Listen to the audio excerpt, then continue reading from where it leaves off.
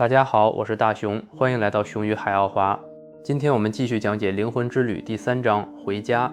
在这一章中，我们将了解，当灵魂穿过通往灵界的大门后，究竟是谁会来迎接我们，带领我们重返真正的灵魂家园。作者发现，大多数灵魂刚回到灵界时，会由向导前来迎接，有时也可能是灵魂伴侣、已故亲人或曾经关系深厚的朋友。虽然灵魂的本质更像一种能量，但为了让刚刚归来的灵魂感到安心，他们往往会呈现出我们熟悉的人类形象。不过，灵魂向导和灵魂伴侣并不是同一种存在。当熟悉的灵魂前来迎接时，向导有时会退到一旁，在附近默默守护。有一点需要说明，牛顿博士所说的灵魂伴侣并不一定是爱情伴侣，而是指在灵魂层面与我们有深厚联系的重要伙伴。他们可能曾是爱人、亲人、朋友，或曾帮助我们完成某些重要功课的人。接下来的案例就展示了一位对患者非常重要的高级灵魂前来迎接他的情况。回归灵界第一种方式，案例6，灵魂伴侣的迎接。牛顿博士引导患者：你在周围看到了什么？这里有人来迎接你吗？患者：我原本以为就我一个人，可是在远处有一道光正朝我迅速移动。哦，天啊，查理叔叔！查理叔叔，我在这儿！患者激动地大喊。牛顿问：为什么是这个人先来迎接你？患者答：因为在我所有亲人当中，我最爱他。他在我小时候就去世了，而我一直无法释怀。牛顿继续问：你怎么知道这是查理叔叔？你能认出某些特征吗？患者：当然，他就和我记忆中一模一样，开朗、善良又让人觉得亲切。现在他就在我身边。查理叔叔微笑着把手伸向我，为了安慰我，也为了带领我继续走向更深处的光。我跟着他，我们一边走一边想起过去在农场干草堆上度过的美好时光。牛顿问：他让你在脑海中回味这些，是为了让你认出他吗？患者：是的，他以我上一世认识他的样子出现，这样我就不会害怕了。他知道我还没有从死亡中缓过来。该患者当时死于一场突如其来的车祸。我其实不是害怕，更像是有些不安。这场车祸让我毫无防备，我现在还是有些混乱。查理叔叔正带我去一个我应该去的地方。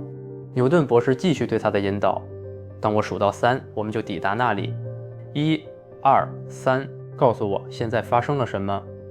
患者停顿了许久，开始说道：那里有其他人在周围。当我靠近时，他们看起来非常友善，似乎希望我加入他们。是的，我想起来了，我以前就和他们在一起过。不，别走，查理叔叔要离开我了。他为什么要走啊？患者此时表现得非常难过。牛顿博士选择先暂停对话，并使用了一套标准的催眠安抚技巧，然后才继续。请深入你的内在意识，你一定知道查理叔叔为什么要在此刻离开你。患者答：是的，他待在一个和我不同的地方，他只是来接我，把我带到这里。牛顿说道：我明白了，查理叔叔的任务是在你死后成为第一个来迎接你的人，并确认你一切安好。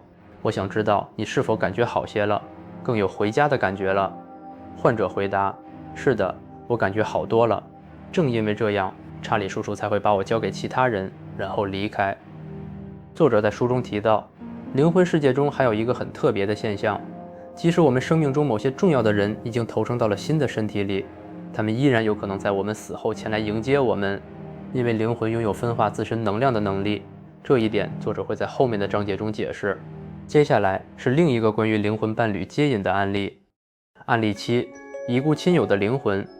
牛顿博士：当你继续漂浮穿过灵魂世界的大门之后，你接下来最强烈的感受是什么？患者：熟悉感。我觉得大家朋友们都在这儿，我能感觉到他们的存在，都是我认识的人。我看到了像云一样柔和的光，它们正在变大，像一团团能量，而且我知道他们是人。牛顿问：你在靠近他们，还是他们在靠近你？患者：我们在彼此靠近。现在我看到一些半成型的人类轮廓，只显现出腰部以上，每个人的轮廓都是透明的。他们正把一些与自己有关的画面和想法传进我的脑海，然后这些形体开始变成人的样子。哦，看，是他。此时患者难掩激动情绪，眼含热泪，却带着笑容。是的，是拉里。他站在所有人前面，是我第一个看清的人。拉里，牛顿问道：拉里的灵魂站在最前面吗？患者：是的，现在我明白了，我最想见的人都在前面，而其他朋友在后面。牛顿问：拉里就是你之前告诉我的你上一世的丈夫吗？患者急切地说：是的，我们曾经一起度过了那么美好的一生。贡特尔是那么坚定，可他的家人全都反对我们的婚姻。还有基恩，他甚至从海军里开小差，只为了把我从马赛那段糟糕的生活中解救出来。他一直对我不离不弃。作者在这段内容中补充道，这位患者的过去几世记忆一段一段地涌现出来。拉里、贡特尔和基恩是同一个灵魂伴侣，在3个不同前世中以3个不同身份成为她的丈夫。牛顿博士之前刚好和这位患者回溯过这些人的身份。除了她上一世的美国丈夫拉里外，基恩是19世纪的一位法国水手，而贡特尔则是18世纪一位德国贵族的儿子。牛顿博士继续询问：此刻你们2个在做什么？患者答：拥抱。牛顿问：如果现在有旁观者在灵魂世界中看着你和拉里，他们会看到什么样的画面？患者完全沉浸在与灵魂伴侣重逢的场景中，泪水不断从脸上流下来。患者回答：他们会看到2团明亮的光缠绕在一起，我们在拥抱，表达爱，彼此连接，这让我们感到幸福。牛顿博士：在你见到灵魂伴侣后又发生了什么？患者：哦，他们都在这里，现在有更多人正向我靠近。妈妈，我的妈妈过来了，我是多么想念她。患者又哭了起来。提姆，他是我的兄弟，那么年轻就去世了，能在这里见到他真好。还有我的闺蜜威尔玛，她是我的邻居。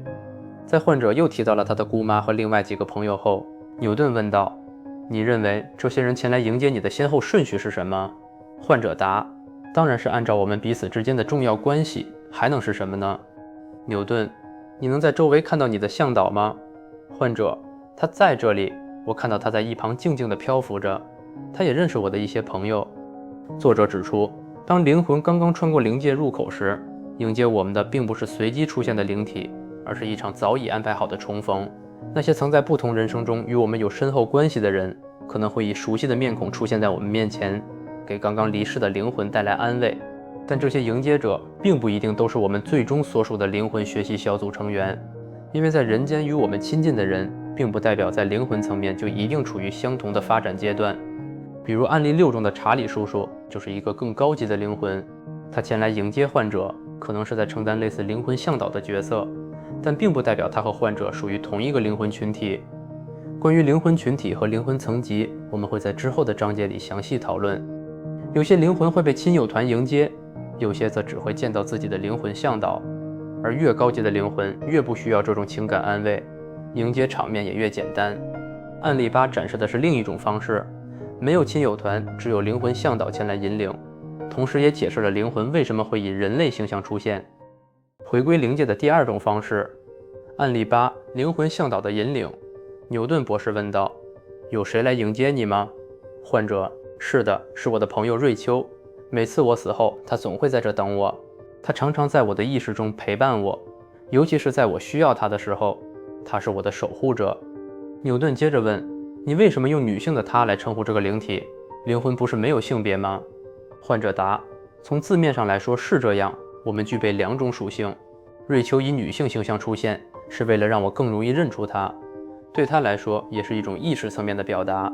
作为灵魂，我们在某些阶段会更倾向于某种性别，但最终这种自然的倾向会逐渐趋于平衡。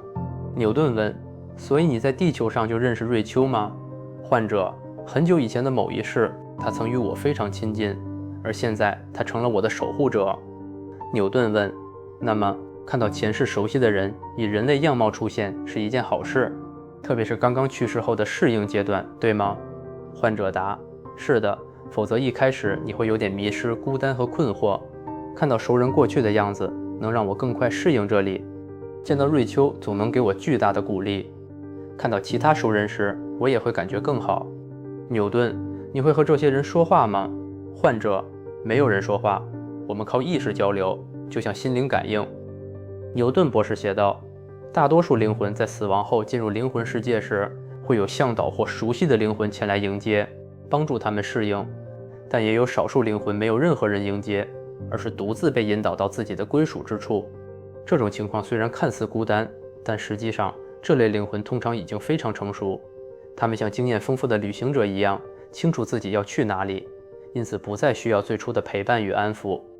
案例9中的这位个案已经经历过许多事，时间跨度长达数千年，而从最近向前数的第8世开始，就不再有人到灵界入口处迎接他了。回归灵界的第3种形式，案例9，独自进入灵界。牛顿博士问，在死亡的那一刻，你发生了什么？患者，我感到一种巨大的释放感，然后迅速脱离了身体。我像一道光柱向上冲出，踏上了自己的路。牛顿问，对你来说，每次都是这么快吗？患者，不是，只有在最近几世才变成这样。我知道路，也不需要见任何人，我只想快点回去。牛顿问，没有任何人迎接你，不会让你不安吗？患者笑了笑，回答道，曾经有一段时期，那种迎接对我是有帮助的，但现在我已经不再需要了。我早就不需要别人牵着走了，我知道自己要去哪里，也迫不及待地想要抵达那儿。